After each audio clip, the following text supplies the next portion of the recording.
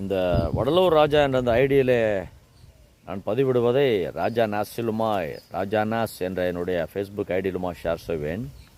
நீங்கள் மேலும் லைவுகளை ராஜா நாஸ் என்ற ஃபேஸ்புக் லைவிலே நீங்கள் பார்க்கலாம். மிக தெளிவாக இதனுடைய explanation full details you could see my Facebook Raja NAS NAS Naz news and service Raja Naz Facebook ஐடியில் ஃபுல் எக்ஸ்ப்ளனேஷன் டீட்டெயில்டு லைவை நீங்கள் பார்க்கலாம்.